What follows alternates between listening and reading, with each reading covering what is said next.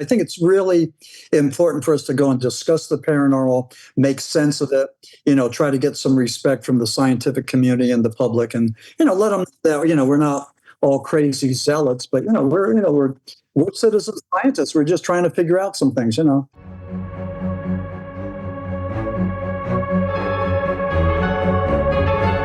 All right, guys, welcome back to another episode of the Ghost City Podcast. Today, I am joined by paranormal researcher, author. I don't even know what to call you. It seems like you have your hands on a little bit of everything, but we're joined today by Maxim Furek from all the way up in Pennsylvania. Maxim, welcome to the Ghost City Podcast. Yeah, Tim, thanks. Thanks so much. I've heard so much about the Ghost City Podcast and what you do with the Ghost City Tour. So thanks for the invite. I'm looking forward to having a nice discussion and, see where it goes. So thanks so much. Yeah, I'm happy to have another person from Pennsylvania. There's so much creepy stuff that happens in Pennsylvania that a lot of people aren't aware of. And I'm actually from Pennsylvania myself. So to have somebody else, a fellow Pennsylvanian, is that the right word? Pennsylvanian? On the podcast is great. So Max, how did you get wrapped up into all this weird, crazy, paranormal, cryptid, UFO stuff? Well, I blame it on how and when I was born. I'm a baby boomer, right? And us boomers were raised with things like Twilight Zone and Outer Limits, and One Step Beyond, all of that weird stuff. As a kid, I remember I would find our library. Grade school library had a lot of science fiction books, and I just devoured those. I mean, there was just something about science fiction, Tarzan, John Carter from Mars, all that stuff that just Buck Rogers that just spoke to me. Yeah. And when people ask me like, why am I so have such a fascination or affinity for the paranormal? It's the same thing. Just trying to figure out what it is. I mean, I'm kind of like everybody else in that regard. I mean, I'd like to know what's beyond the door, what's under the bed. Want to know what that monster looks like. So it's just I think with me and with a lot of other people, it's a combination of fear and curiosity. Yep. And that's exactly what I bring to the table. I mean, I love the paranormal realm, and I consider myself not just an author, but also a researcher, in that I try to go out and find the information, then spin it and write it, in my own voice, in my own vision. So, so that's what I do. But I've always had a fixation, a fascination for horror and science fiction. And one of my biggest pleasures is, and my wife doesn't go along with me, but I'll go to a movie. I'll go to a motion picture, to a horror movie, to a horror movie, and by myself. A lot of times I'm the only person there. That's okay. I mean, it's just great just to try to get a scare, just to see how they put it together, and I just love doing that. So, I was going to say, well, the paranormal is so broad, and reading over your resume or your body of work. I mean, it seems like you have your hand in a little bit of everything. What was that first paranormal thing that really kind of drew you in? Like, was it ghosts? Was it Bigfoot? Was it UFOs? Like, what was that thing for you? Well, for me, it was rock and roll. Uh-oh. I'm a former rock journalist. Really? And back, I know in the Pittsburgh area, you're close enough to Pittsburgh from Somerset, but they had like the Iron City House Rockers, and who was it? But I'm trying to think of some of these old bands there that were just Donnie Iris. Oh, yeah. Just a whole lot of legendary bands that were there. But for me, in northeastern Pennsylvania, our only claim to fame was Timothy. It was a 1971 song called Timothy by the Boys, Buoys. Right. And Timothy, written by Rupert Holmes, the Pina Colada Man, was about 3 guys in a mine, and only 2 came out. There were allegations of cannibalism. So I was writing this book about Timothy and the Boys and cannibalism, and I was connecting it to the 1963 Sheppton Mine Disaster, and that took place in northeastern Pennsylvania. It was, so Timothy, written by Rupert Holmes, was actually based on a true story, even though Rupert said no, he never heard about it. Of course he not. did. Of course he. So he wrote the thing. But I started to research Shepton, and Shepton had all these really bizarre paranormal elements, and I believe that Shepton was the most bizarre mining disaster of all times. But it had episodes of out-of-body experiences.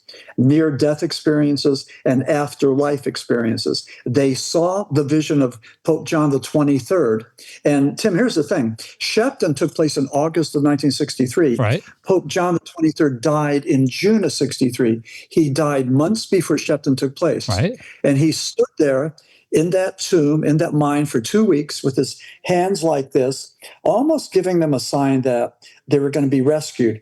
In all three of the purported, the alleged miracles of Pope John the 23rd, all of them happened after he had died. Right. And all of them happened. He did the same MO, the same modus operandi. He just stood there looking good, Right. giving them a sign that they were going to be saved. So, that humanoid creatures, just a whole lot of bizarre things that happened in Shepton. But anyway, I published the book, The Shepton Mythology, in 2015. Right. And all of a sudden, the doors to the paranormal opened up. I mean, like you wouldn't believe.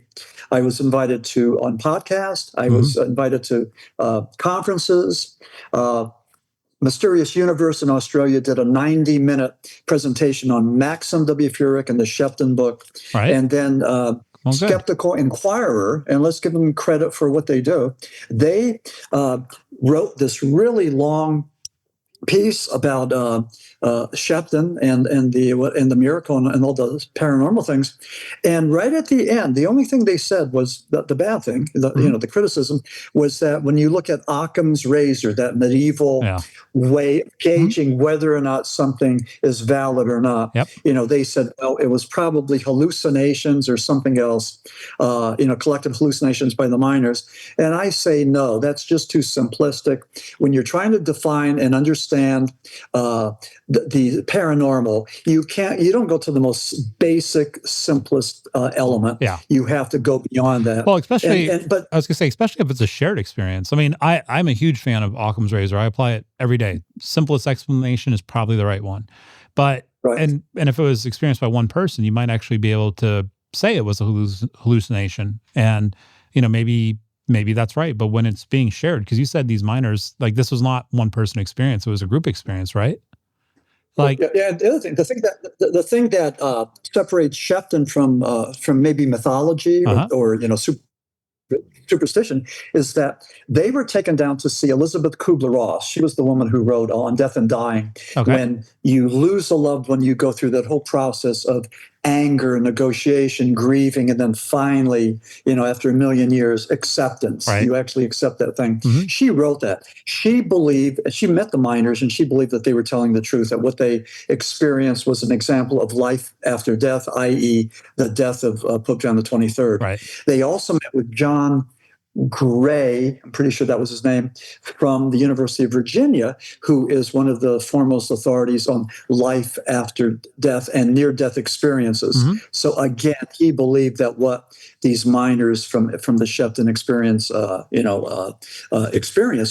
a valid thing. So again, you have that. So without that, it just becomes another story of folklore, another fairy tale. But with those academics who inserted in there, it brings it closer to the scientific realm. And the scientific observation and study and all that. So, I mean, the whole near-death experience thing. I mean, we could do a whole episode on that alone.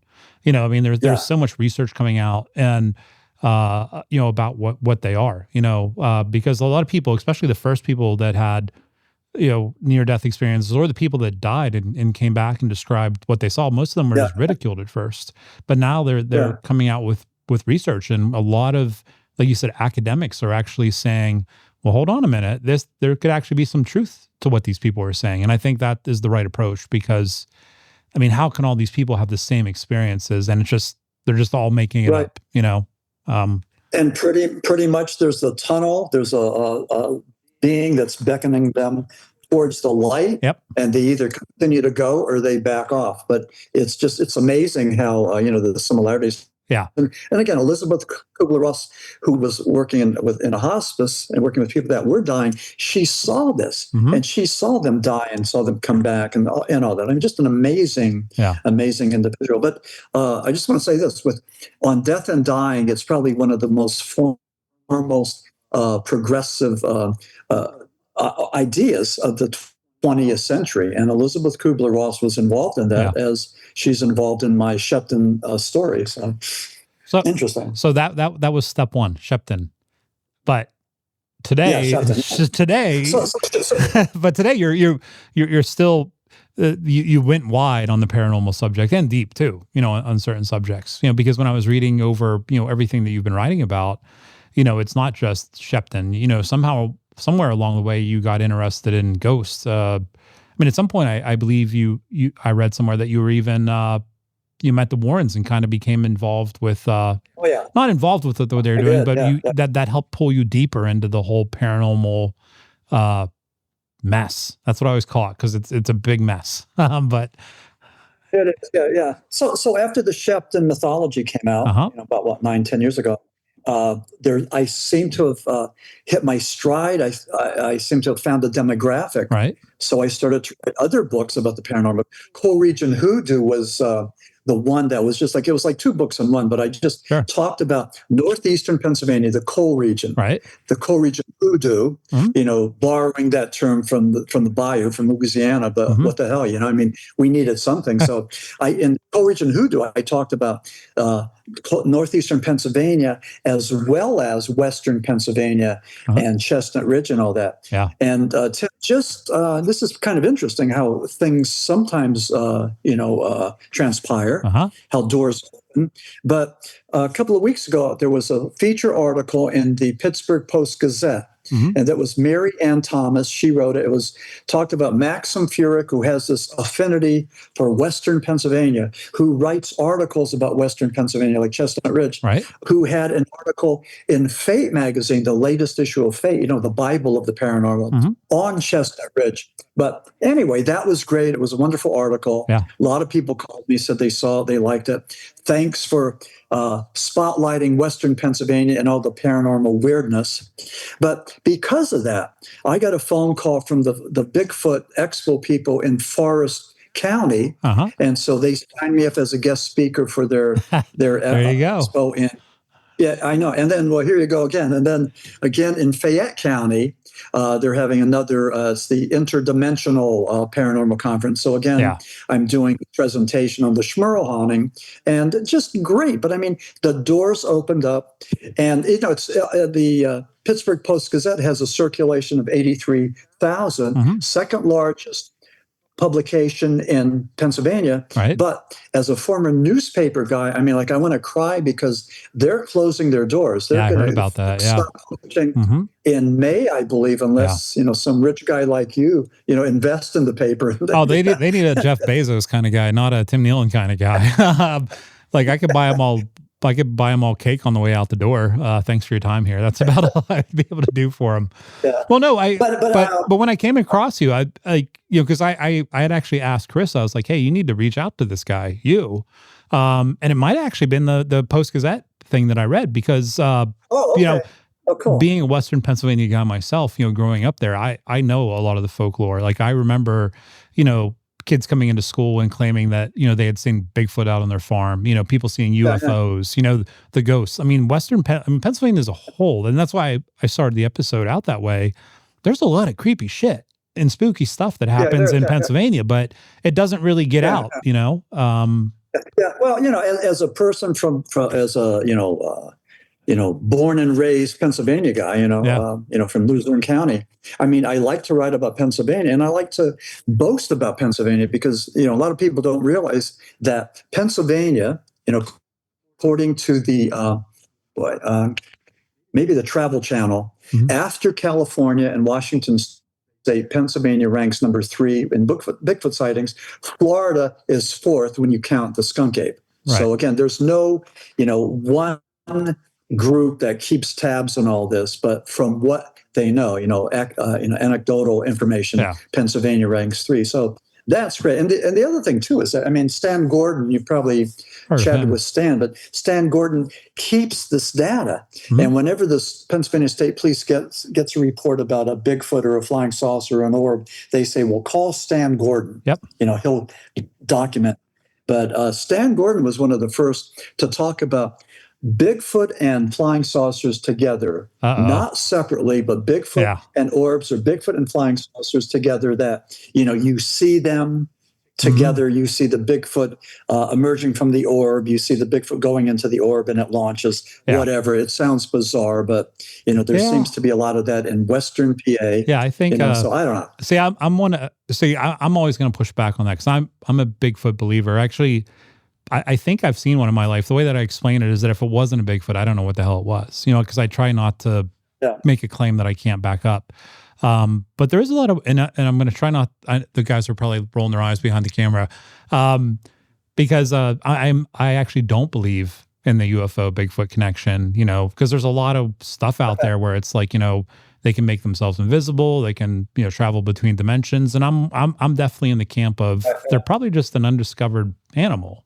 And, I'm not going to make fun of anybody's claims, because at the end of the day, their experience is their experience. I wasn't there. I have no right or reason to say that they're wrong, but I'm definitely in the camp of they're a real animal. But I like hearing the stories, because, maybe I'm wrong. Maybe I'm wrong, I think that Bigfoot is interdimensional. I think Bigfoot has psychic abilities, telepathy, things like that. As there's some theories that Neanderthals, as they were emerging and evolving, that Neanderthals developed psychic abilities, while man developed more cognitive, spiritual abilities. Okay. So, again, there's plenty of theories, but the thing about the interdimensional one, I think I got that, with the scientific method, you look at the different theories and you look at what works and what doesn't work, what's plausible. And I remember Jacques Vallée was talking about how it's almost cartoonish. It's almost like a fairy tale to believe that the Space Brothers can travel trillions of light years to Earth, that they would have enough time, energy, the technology to do that. And that's just, it's just mind-boggling to even imagine that concept. But he was talking about Einstein and Rosen's bridge theory, or wormhole theory, that you just take if you could take the space-time continuum and fold it in half, you could punch a hole through there and instantaneously go from one dimension, one realm to another. So that, hasn't been proven yet. We haven't done it yet. We haven't opened up that portal yet, but that's up to the scientists to do that. But that's probably an interesting theory, and that's the one that I currently hold my hat on. So I believe that both Bigfoot and flying saucers, and I'm not going to go with UAPs, but flying saucers, zigzag. They do through that interdimensional connection, whatever that is, that bridge. So that to me makes more sense. Yeah, the UFO thing, in my mind, if something's moving between dimensions, I think that is possible, because with the Bigfoot angle, and by the way, I'm not arguing with anybody, but it for me, it always come across as like the work that's been done on interdimensional travel. There has been no study to suggest that that's impossible, because there are real dimensions other than the one we live in. Like, that's pretty much established fact. And there's been nobody that's actually been able to say that it is impossible to travel between dimensions. But one of the things they always come down to is that in order to do that, it requires an enormous amount of energy to do so. Like, if this was possible, whether it's a UFO or whatever.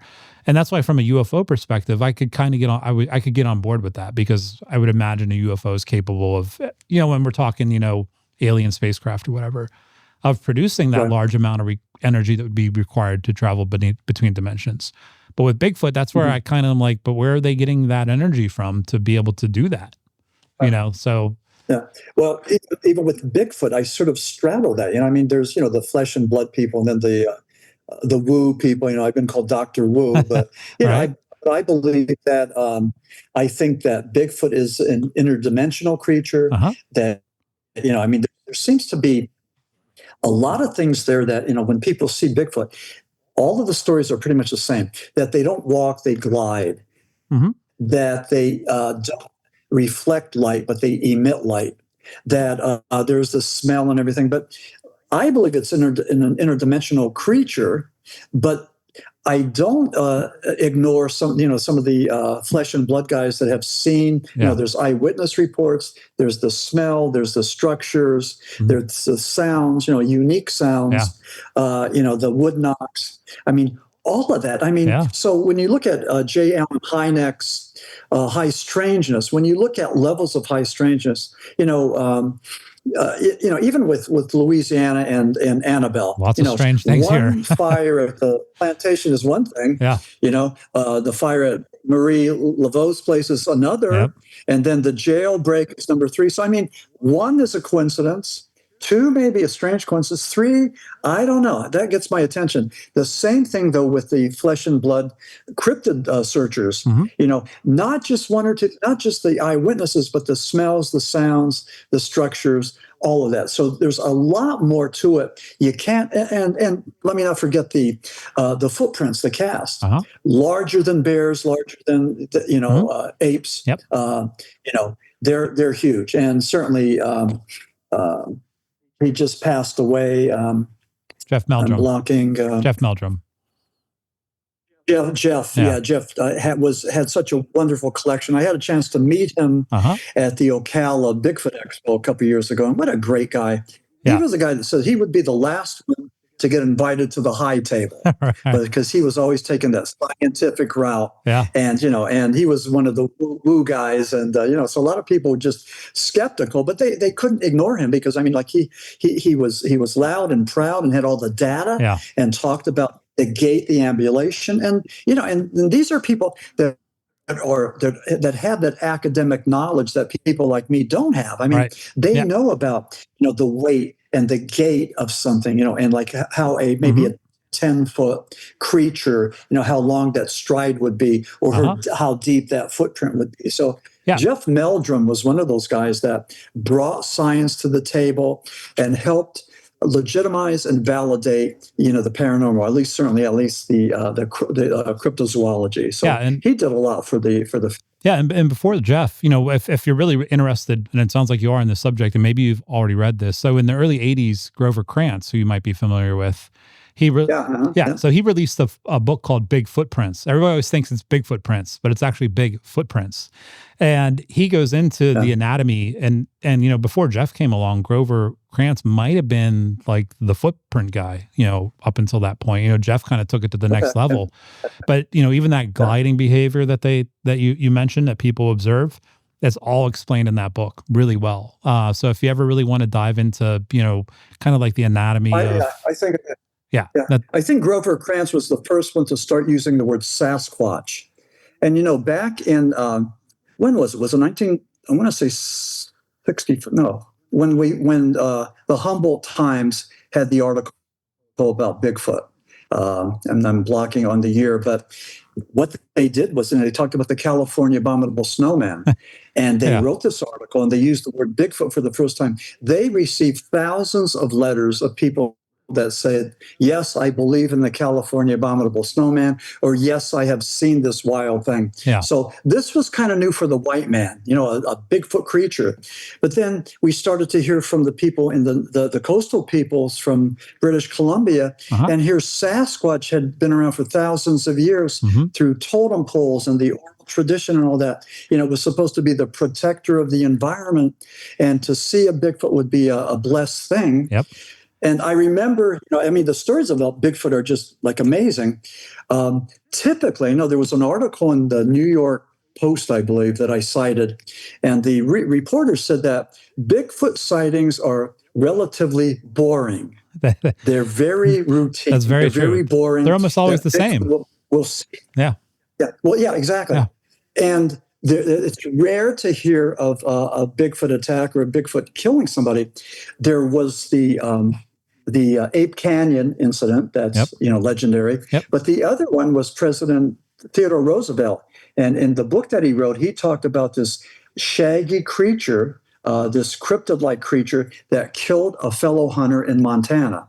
So those are the 2 times that we heard about Bigfoot actually killing somebody. The only abduction that we ever heard was from the French-Canadian guy. again, I'm blocking. Man, this is bad. Cut this out. That's all right. It's but, Fred Ostman. yeah. I think his name is Pardon? I think his name is Fred Ostman or something like that. Ostman. Okay, Fred Ostman. Yeah. Yeah. So Yep. so something was happening. This took place in 1924. But something was messing around with Ostman's camp. So he decided they were stealing things and messing things up. So he decided to play a trick. He got in a sleeping bag with a rifle, and he was going to jump out and shoot the bad guy. Well, what happened was he fell asleep. He felt himself being hoisted up and moving, and he determines that he might have gone about a couple of miles, but this creature, was a Bigfoot creature, threw him down into a valley, and it was a family of Sasquatch, mother, father, little son and daughter. The daughter was feeding him sweet grass. They seemed curious, but Osmond felt at some point, he freaked out. He felt that they were going to use him to procreate. So he had to put together plan B. Right. And what he did was he had some chewing tobacco. So he enticed the papa Bigfoot to take some. The Bigfoot got sick. So Osmond took off. Yeah. And he didn't say anything for a while. But then in British Columbia, he was from British Columbia. There started to be reports about this ape-looking creature, and so what he did was he contacted John Green, who, along with Grover Krantz, was one of the 4 horsemen of Sasquatchery, and he gave John Green his story. But here's the thing: this was in 1924. Osmond didn't have the benefit of having Google and the internet to go and Google what this creature looked like, how they acted, and everything. Right. He had none of that. He didn't have that advantage. But he talked about the Bigfoot community. This is one of the rare times that we talked about a community of Bigfoots, not just a solitary Bigfoot.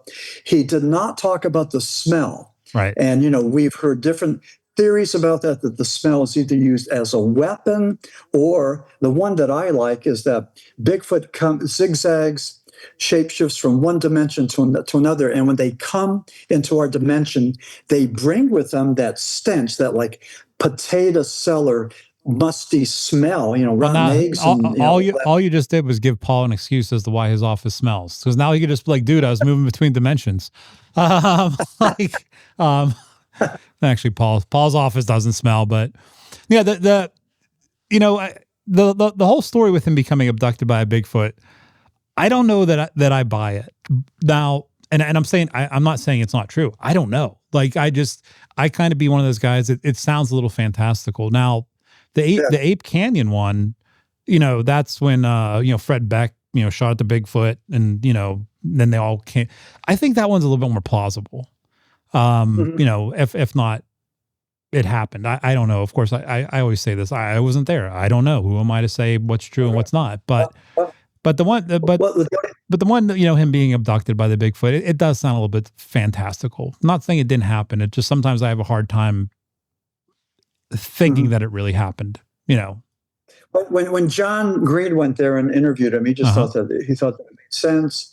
Again, Austin gave us information about Bigfoot that we never had before, right? Describing it, all that, some of that still meshes today. Yeah. The only thing is, it was one and done, with Betty and Barney Hill in 1961. Here you had this abduction, the famous classic abduction there in the White Mountains of New Hampshire.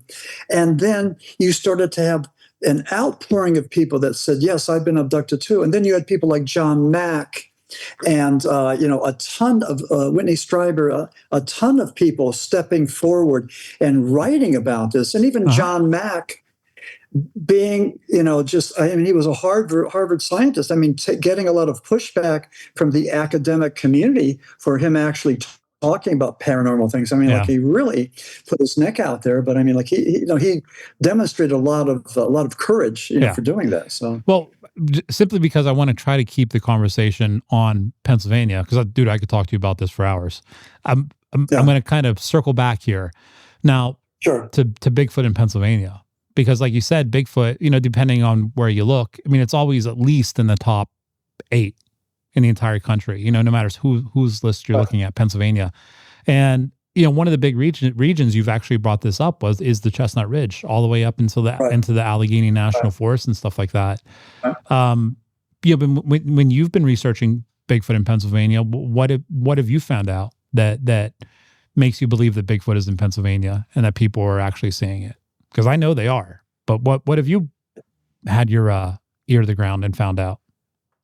Yeah, well, I had an experience as you did that I want to talk about, but there's two other things. Mm-hmm. There's a guy named Craig Long. Craig's the district magistrate in Catawissa, Pennsylvania. That's north central Pennsylvania. Uh-huh. And he used to be a cop. He was the top cop there. And he gets a call around 11 o'clock at night. This older guy was letting his dog out to take a leak. Right. And he sees this 11-foot creature. And he told Craig about it. He was describing it. He said it was a Bigfoot, but the older guy said he wasn't afraid. Right. And Craig goes, well, why weren't you afraid? And the guy said, well, the Bigfoot had kind eyes, So that was the one. Now, I know Craig Long. He's just like a really solid guy. And I believe this story. Again, he saw it. I didn't. Right. The other one, though, was my neighbor Joe. And Joe was at the cemetery in Mackinac, Pennsylvania. Right. Mackinac, a tiny little town. Mm-hmm.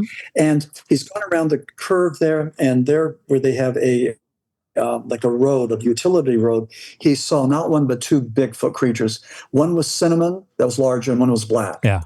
And so I asked him, I said, Joe, well, how did they act? He said, well, they looked at me like they were curious, and then they started to walk away. They walked like humans.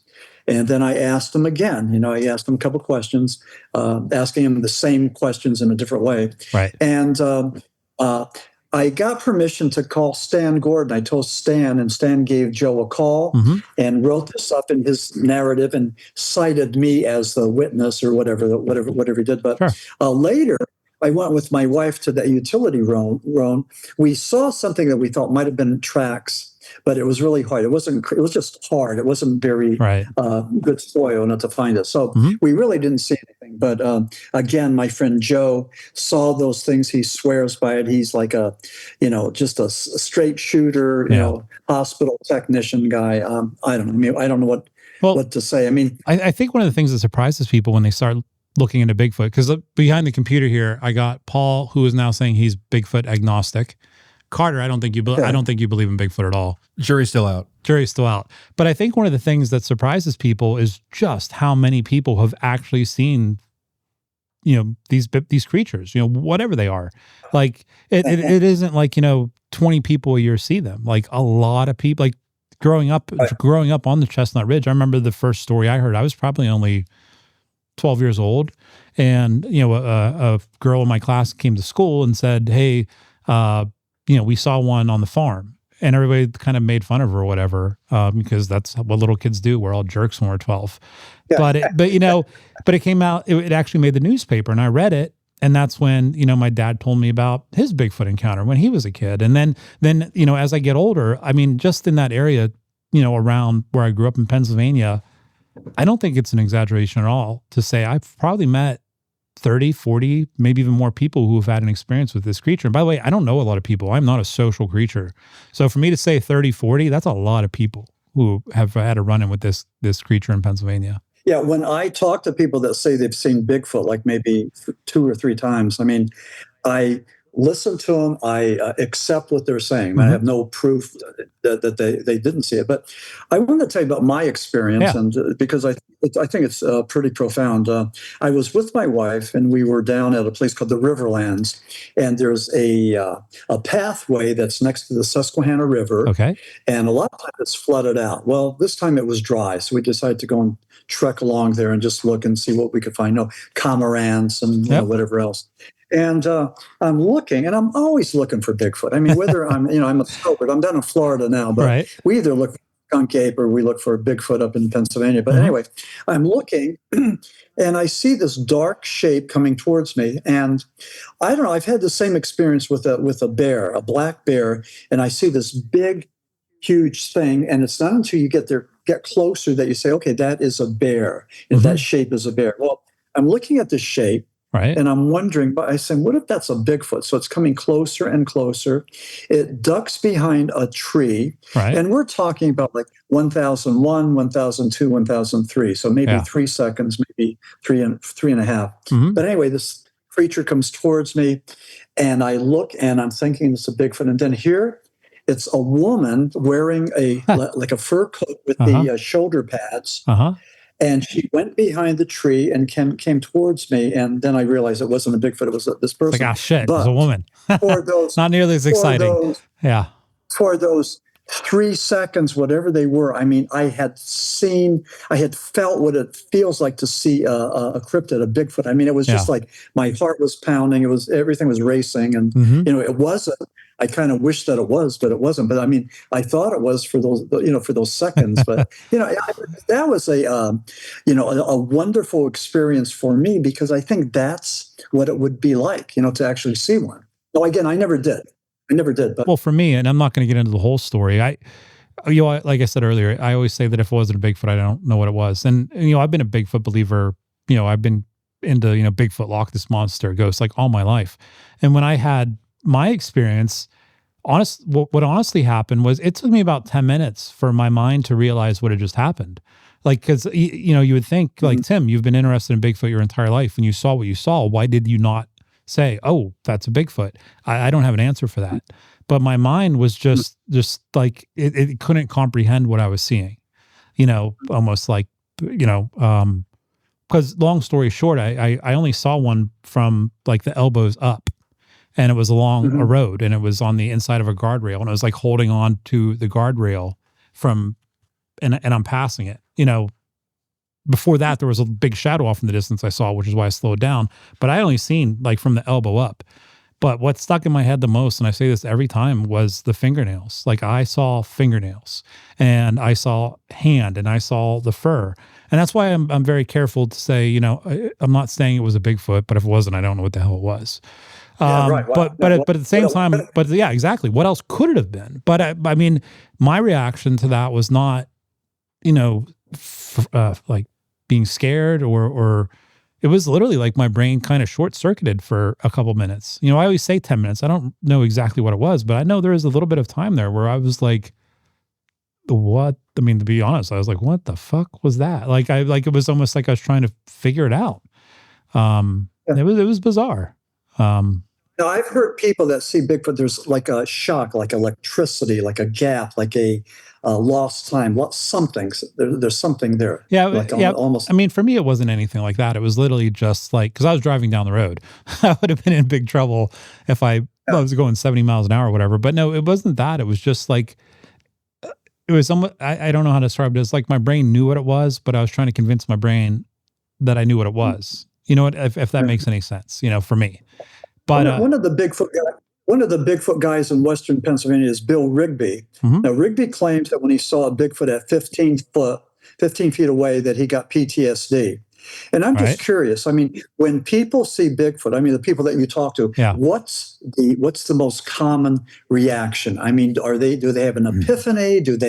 Is it transcendental? I mean, is there a common kind of emotional response from these people that see Bigfoot? Not really. And I'm trying to replay, all of them in my mind. I'm not going to remember every one of them. I mean, the overall feeling from these people is it happens so fast.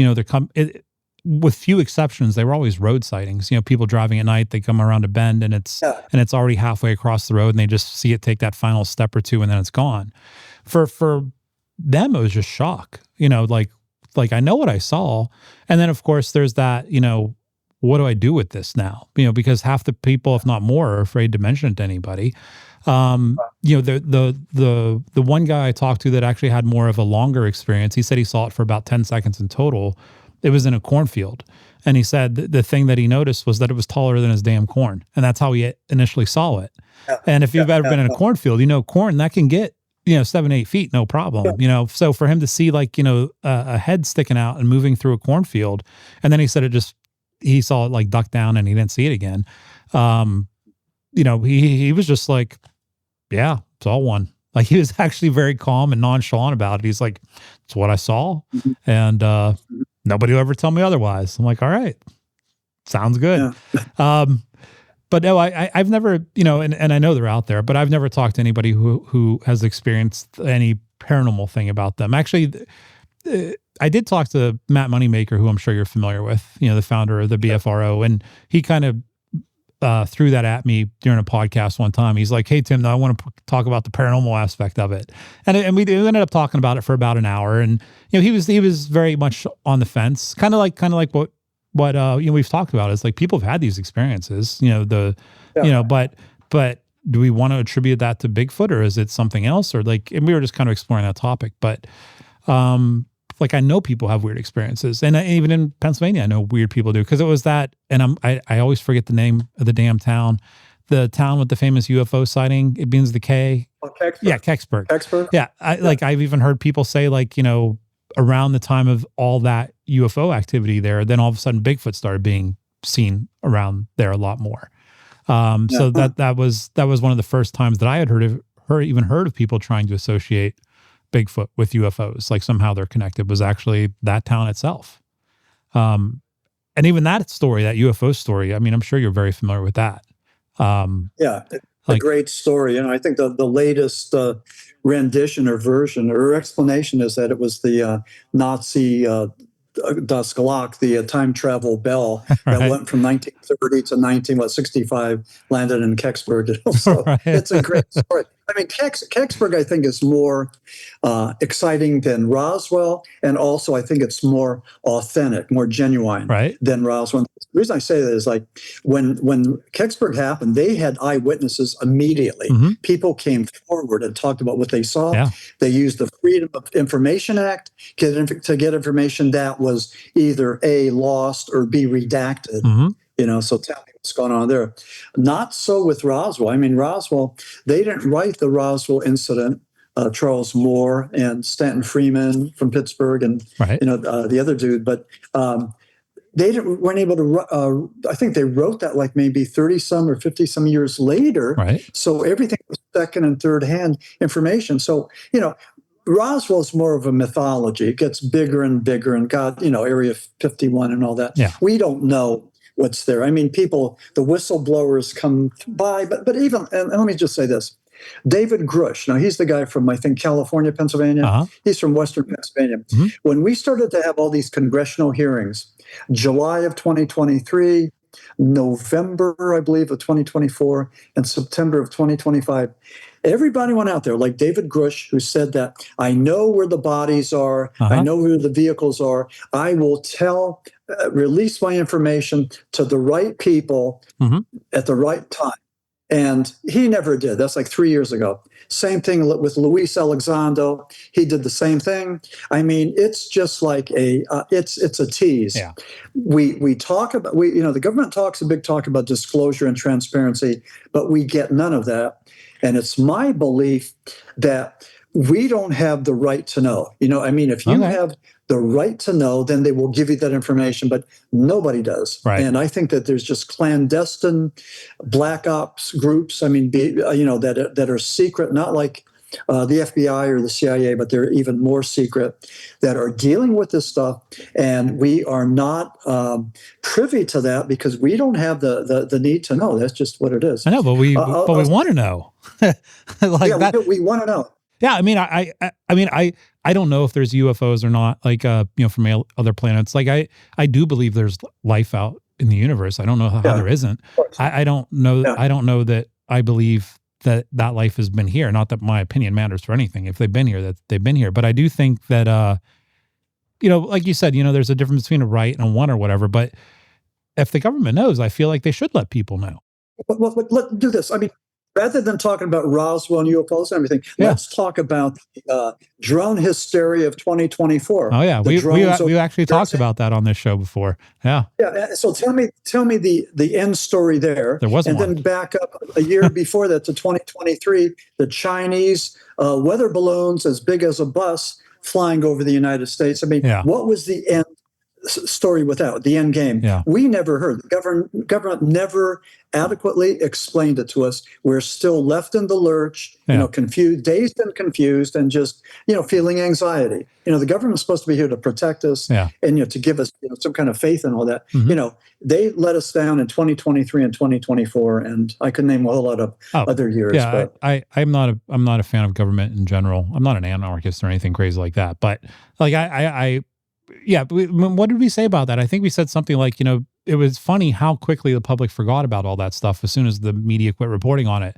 which blew my mind, because then I was like, wait a minute, you're right. And I was one of those people, like the drone thing in New Jersey and New York and everywhere else they were. As soon as the news quit reporting about it, everybody forgot about it awful damn fast. Exactly. Yeah. Exactly. Yeah, yeah. But we never got a real answer. I think the most official answer we did. got was they tried to claim it was a hobbyist. And I'm like, really? It was a hobbyist? No. Like the one drone manufacturer said that terrorists got a nuclear bomb from Ukraine and brought it to New Jersey, right. and the government had these drones that were trying to find the heat signature, to try to find that. So that was one of it. But I wanted to say this, we were talking about clandestine groups.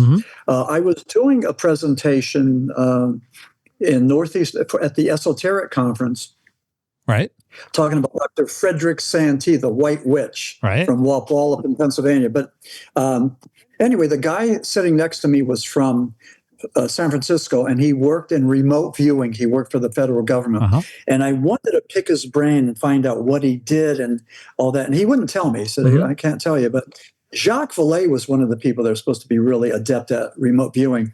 But here's my theory. We always thought that Montauk in Long Island was where the Citadel, where they had all these government groups for mind control and time travel and remote viewing and all this stuff. Right. And I say, it's not there, but it's every other place. I think we have places like maybe even in Somerset, Pennsylvania, there's a hidden lab where they're dealing with remote viewing to see if there's... I know Somerset needs a job, so if there isn't one, there should be. To see if there's military application, because I think everybody's doing that. So it's, I think that, the government is... And again, all you got to do is follow the money.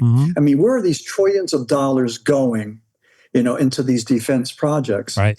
And nobody remembers this one because we never got the answer to this. But right after 9/11, there was a news report about all these billions of dollars that were funding some Defense Department program got lost. Oh, yeah. They couldn't track Happens it. all the time. And then we had 9/11, and now we had 9/11, and so that topic went away. Right. But again, there's lots of money being gone to these groups, these black ops groups, and if we knew how to track that money, I think we would be able to learn a lot. So anyway, that's my 2 cents. But the bottom line is there's a lot that we don't know. Right. Yeah, and we will probably never know. Yeah. Well, we can make that into a whole episode itself too. But one of the other things that I wanted to talk to you about, because you wrote a book about the Smurl haunting, right? Oh yeah. Yeah, that was another big talk, but I was like, I know I got to get to that with Max. So, and it's a little bit of an abrupt change here, but don't worry, we'll make it look good in editing.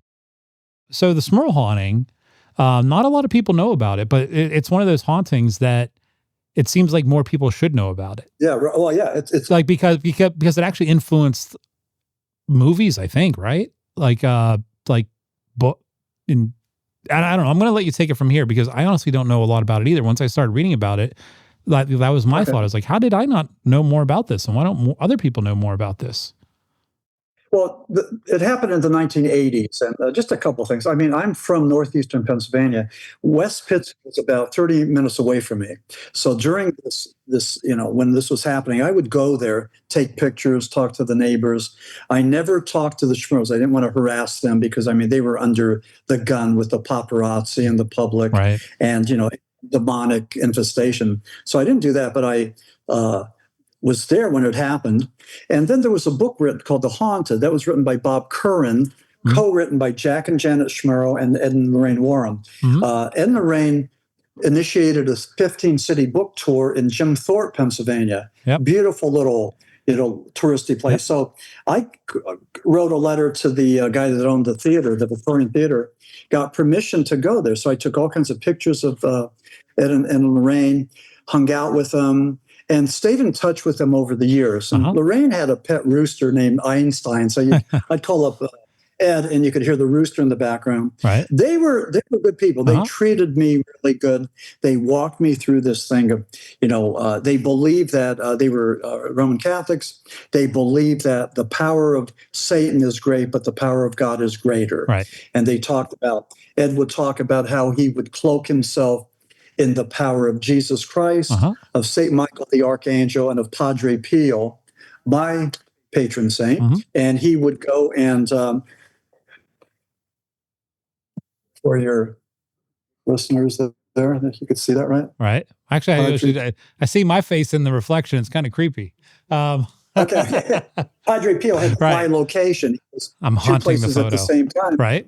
And he also had the stigmata. I mean, he bled like Christ. And the Vatican didn't believe it. They thought Padre Pio was a con artist. They couldn't believe that one guy could encourage thousands of people to come to his church in Italy to hear his stories and to look at his stigmata. So what the priest did was they wrapped it with gauze, and they, for like a week, and then unwrapped it. They wanted to see signs of scabbing and healing, and there weren't any. He kept on bleeding. So, they thought this was a true miracle. But I don't know if I call it a miracle. That sounds like a horrible punishment. Well, he was challenged for his faith. That's what it was. I mean, he suffered for his faith. Right. I mean, they called him a con artist. Plus, he had the stigmata. I mean, it wasn't really happy. But anyway, so I was there in the 1980s. I met Jack and Lorraine, and then in July 11th of 2025, I went to Gettysburg to see Annabelle, and I met Dan Rivera. Yeah. And I told Dan I was writing the book about the Smurl haunting, and he said, "Yeah, I'll help you out with this." So, we talked and everything, and then he agreed to a phone conversation on Monday, July the 14th. Right. Dan died the night before. Yeah. The coroner said he had cardiac issues and he probably died from a heart attack. Other people said, well, just maybe Annabelle had demonic energies, and those energies wore down Dan Rivera, and that's how he died. And proponents of that included the Psychic Vincent sisters out in your way in Butler, Pennsylvania. And then also Chris McKenna, I believe, who is the grandson of Ed and Lorraine Warren. So he also thought that there was something there with Annabelle. But again, we don't know. But just when that happened... Wait, it's Chris? Chris, we've had him on the podcast, right? Yeah, we had, How did I not realize it? Yeah, we had Chris on the podcast, and we actually had Dan on the podcast as well. Okay, I think Chris was down in Argentina or Chile, someplace. He's down in South America now. Guatemala? Is that where he was at? I don't even remember this. Yeah, he's somewhere in like Central America. Yeah. So that was the story. But he died, and most unfortunate. But then right after this tragedy, Annabelle and all the relics from the Warren Occult Museum were sold to Matt Rife, the stand-up comic, for $1 million. And again, I don't know his background, but I mean, I just think I'm a little skeptical about entrusting this guy with all these artifacts that evidently are infused with some sort of demonic energies. And also given that Lorraine Warren wanted those things to stay there in Monroe, Connecticut. Yeah, Matt Rife, we were trying to get him on the podcast. I think he's just afraid of talking to me. I think he's just, I don't know. Matt, come on the podcast. He's busy selling out arenas. That's true. Selling out arenas, talk to Tim Nealon. I know which one I would choose too. So I'm not faulting him, but I don't know him personally, but from what I understand, he's actually had a lifelong interest in the paranormal. It wasn't just, I'm a comedian who's buying this from, and actually he talks, I forget where I saw this, but he did an interview or something where he talked about, growing up as a kid in a very haunted house and how the paranormal affected him as a kid. And he's never really been able to let that go. So for what it's worth, I do think that he's definitely a fan of the paranormal and somebody who's very interested in it and engrossed in it. But, you don't hear that because he's a world famous comic, so. Right, yeah. But at the end of the day, I don't know anything about him. So other than what I've heard, but so with the Smurl haunting itself, what exactly was happening? Yeah. Okay. So it was your typical haunted house, right? With the smells, the knocks, the profanities, the get out, the rooms that were heated, but you would walk in there and it'd be like 30 degrees, 40 degrees, things like that.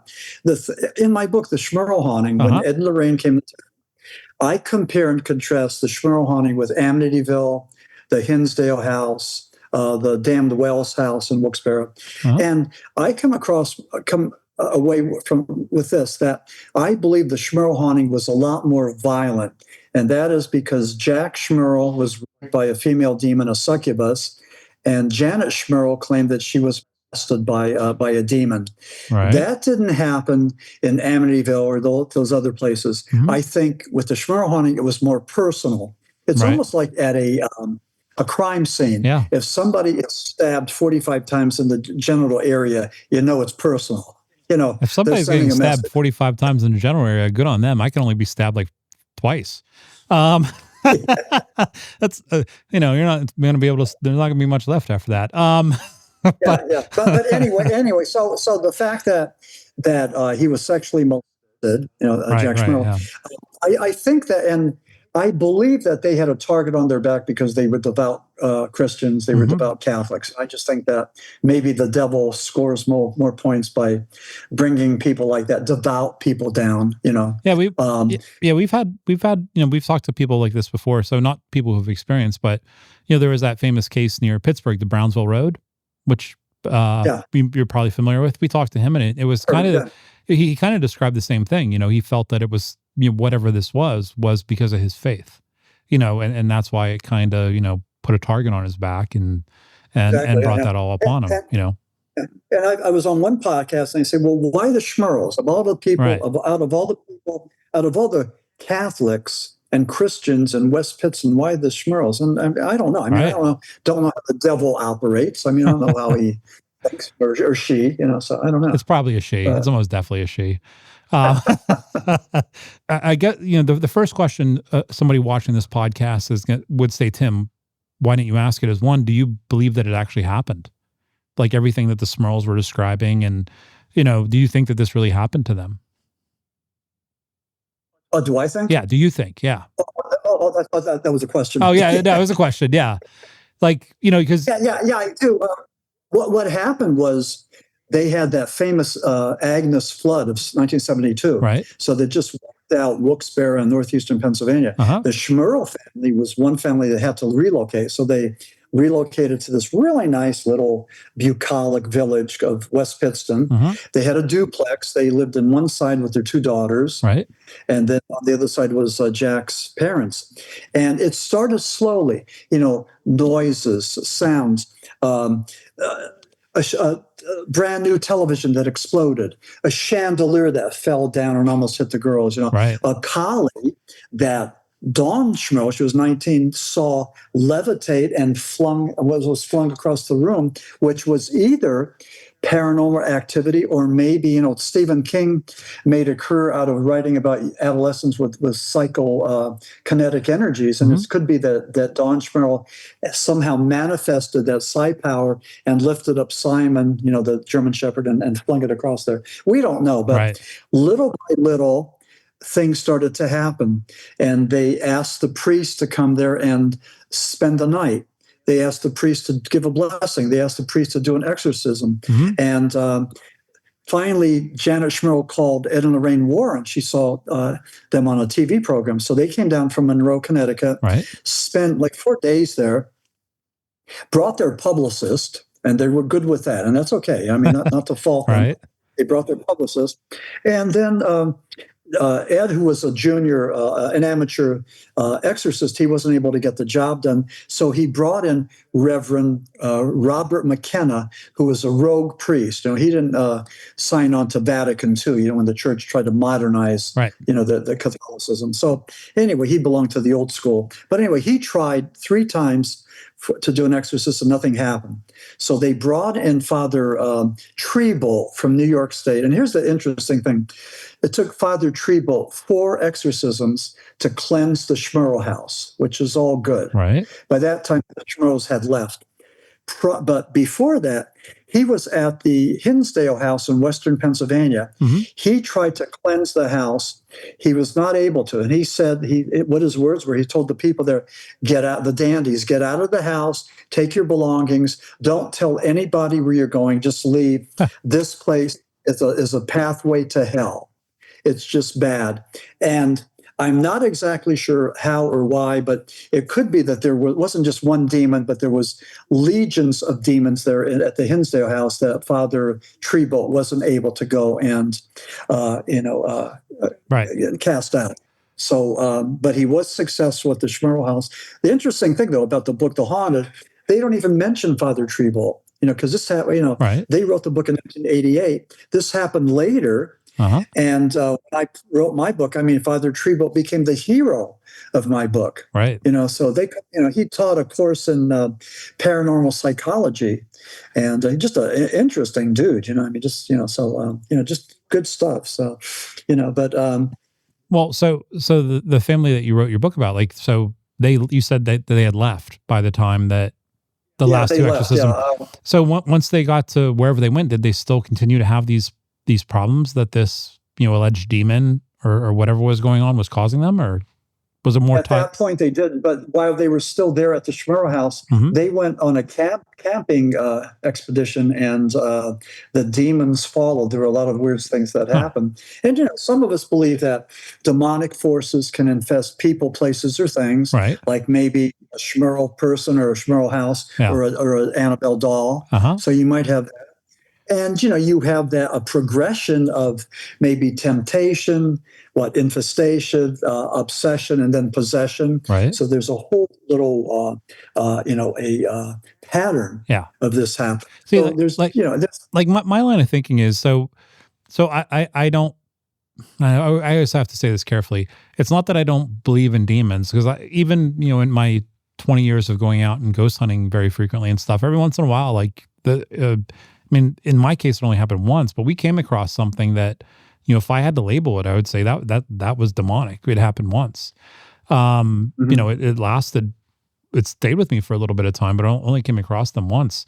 But when if we're going to assume that this demon is like this powerful entity, in my mind, well, what's stopping it from following them to the next house? You know what I mean? Like what's, like you just said, they went camping and it went with them, or they think that it was there. So what would have kept it from, going to the next house with them? That's always where I'm kind of like, maybe there's more to the story, or maybe they're, maybe just something in their mind changed where they were better able to fight it off or something. Because if it seems like if demons can do all these crazy things, why can't it just follow you to the next house if it wants to, I think it's intimate and personal.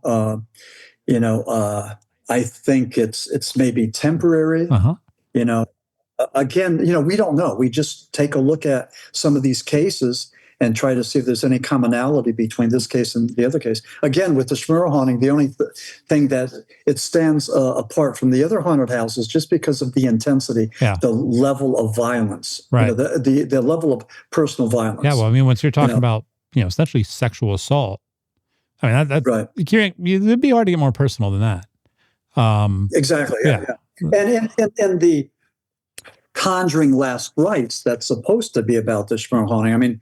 It was really just, they could have, I enjoy all the Conjuring movies, but this was not true to form. It wasn't a true story. They had Judy Warren as the protagonist, that there was a mirror and the demon was going after Judy. That wasn't true. Judy Warren didn't step foot in the Smurl house ever. Right.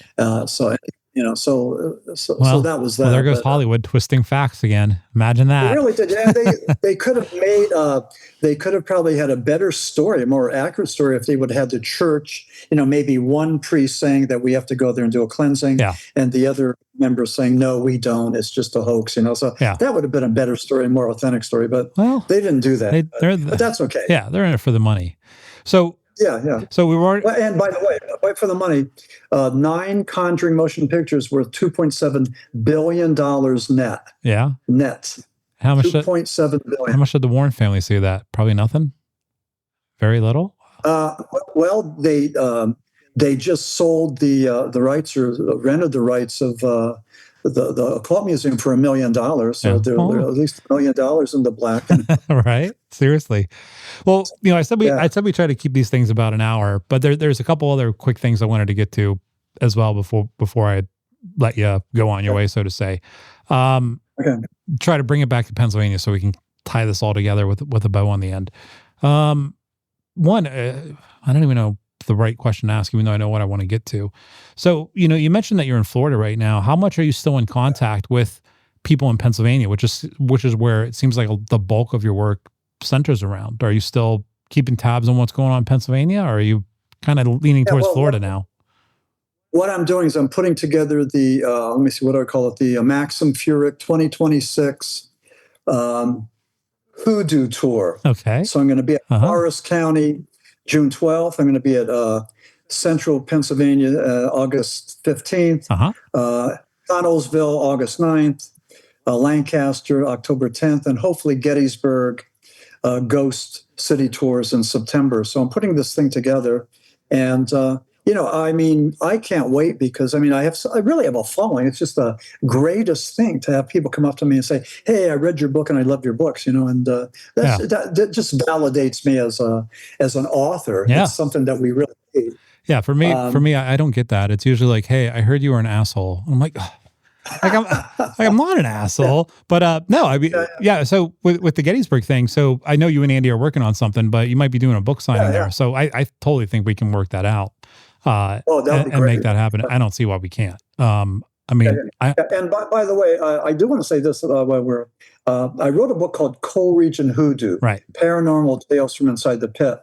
And I wrote that because I was angry and frustrated that all of the Pennsylvania books on the paranormal are written about the Gettysburg ghosts or the Lancaster White Witches and Hex Signs. And I said, wait a second. There's more to it than that. We get as much stuff and more than you do. So I wrote about the coal region, the Pennsylvania coal regions, the coal region hoodoo, and then also Western Pennsylvania, which is another big slice of the paranormal. So that's why I wrote the book. And the book took off like crazy. It's just like, I can't believe the, one of the signs, one of the best things we could get as an author is to have somebody write a review on Amazon. And with coal region hoodoo, I think there's like 65 reviews, which for me in my world, that's pretty good, So I'm really it also just I mentioned at the beginning of the podcast, it really brings Pennsylvania to light because you're right. When people think about paranormal in Gettysburg, they either think of the UFO sighting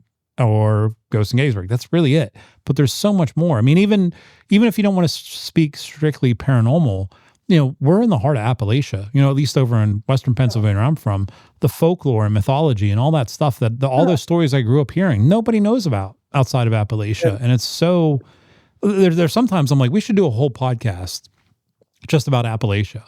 It would blow a lot of people's minds. So I do think it's a good thing that you're helping to expose Pennsylvania to all these paranormal people. Well, that's in my blood and I love to do it. But even with Pittsburgh, with Butler County, with Night of the Living Dead and George Romero and all that stuff. Pittsburgh kicked it off, the zombie. And it wasn't about zombies. Superficially it was, but it was about 1968 and our country was unraveling. If you don't like what's happening today, you should go back to 1968 and see all the things that happened. The Tet Offensive and, the assassinations of Martin Luther King and Bobby Kennedy. Just a lot of horrible, horrible things, 1968. But the Republic endured, where you're able to keep it together. But this was nasty. There was the Easter Sunday where like 100 cities were torched. These Black Americans were just so distraught and angry that their leader, Martin Luther King, was killed, assassinated, So just a lot of 1968. That was like, so George Romero, his Night of the Living Dead mimicked that, and I, in Coal Region Hoodoo, I talk about that. I kicked the book off with Night of the Living Dead. And I talk about, interesting stuff, but I think there's something in the water out there in Western Pennsylvania. I don't know what. There definitely is. It's probably not anything good, but it's there. So what do you think is like the next big thing to come out of Pennsylvania when it comes to the paranormal or the strange? Because it seems like it ebbs and flows. For for a while it was the UFOs, and then it was the Bigfoots, and then people started talking about ghosts. Like, or maybe a better question is, if you were to bring another story or another cryptid or another anything to light that you haven't done yet, that not a lot of people would know about, what would it be?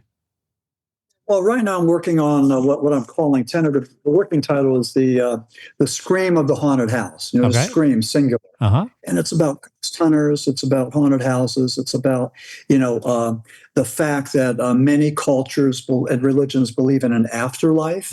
And so, if that's true, can we make contact with these spirits? Can they make contact with us? Is any of that dangerous? So I talk about ghost hunters. I talk about infamous places like Penhurst. Just a lot of things like that. And from a religious and cultural aspect, and it's just like amazing. And how we try to connect with these spirits, whether it's through altered states, using peyote, mescaline, any of these, psilocybin. And again, for some of your listeners, don't think that it's like foolish or far-fetched or anything else.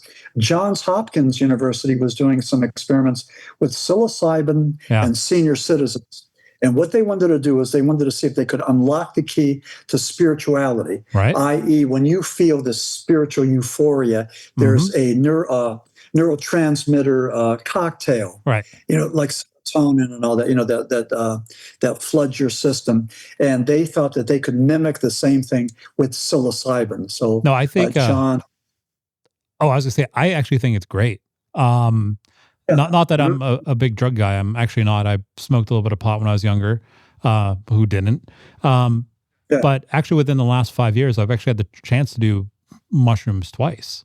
And I encourage. I know I'm probably breaking some law by doing this, but if you ever have a chance to do mushrooms or the psilocybin, and I never say that completely right, I think everybody should do it. The experience that I had on that was honestly one of the best experiences of my entire life.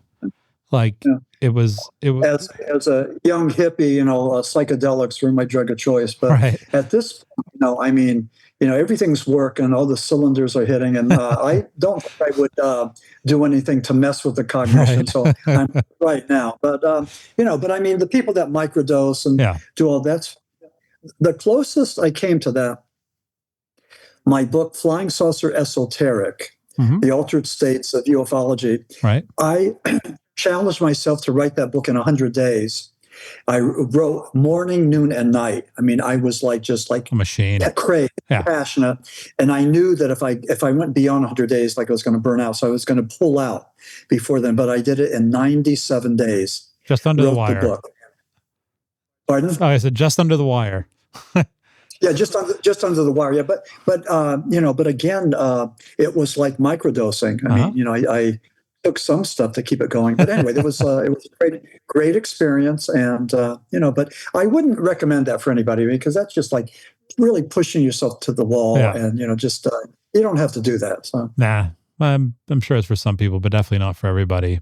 So, well, to start to wrap this all up, and of course you can send all this to Chris, and we'll make sure it's in the show notes, and everybody will see it and everything. But if people wanted to learn more about you, where to buy your books, learn about what you have going on, your tour, where could they find out all of this information about you? Yeah, I have a website. It's www.maximfurek.com, and you could contact me there if you want to purchase signed books. You could contact me. We could figure that out. I would ask your listeners, though, to do this. If you buy any of my books, excuse me, please put a review on Amazon. It's definitely our holy grail. It's what we really, really need. It helps us so much. So that would be the only thing that I ask. By the way, you actually have a really badass name. We were talking about that before the show. I was like, Maxim Furek. I was like, that almost sounds like an Avenger or a superhero name. And then I was like, I think I'm going to go with Maxwell Steelhammer. Like if I had to choose a name, Tim Nealon.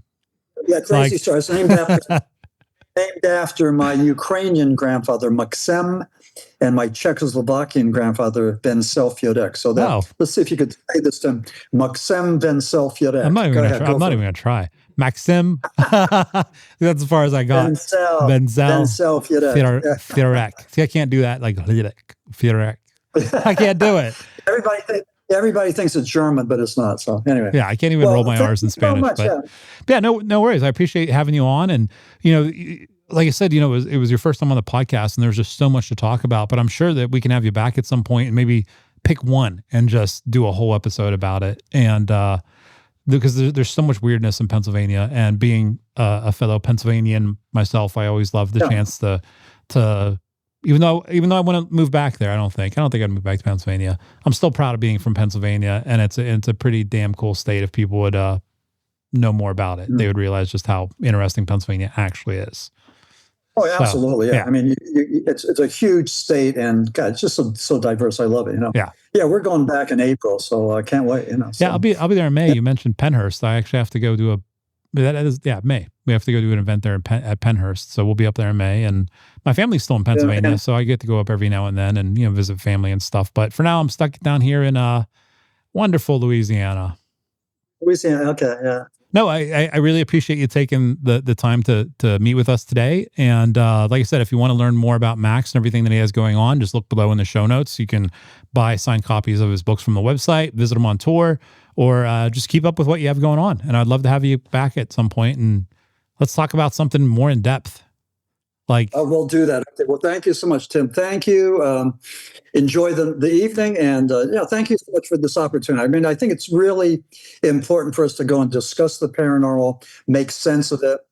Try to get some respect from the scientific community and the public, and let them know that we're not all crazy zealots, but we're citizen scientists. We're just trying to figure out some things. Yeah, I totally 100% agree. All right, well, you go enjoy the rest of your night, and thanks for joining us on the Ghost City Podcast. This episode was brought to you by Ghost City Tours, your guide to the haunted side of history in over 25 cities nationwide. From restless spirits to unsolved mysteries, our tours bring the dead back to life. Book now for a haunted city near you at ghostcitytours.com. Be sure to subscribe to the Ghost City Podcast on YouTube, Spotify, Apple, and wherever you get your podcasts. And remember, stay spooky.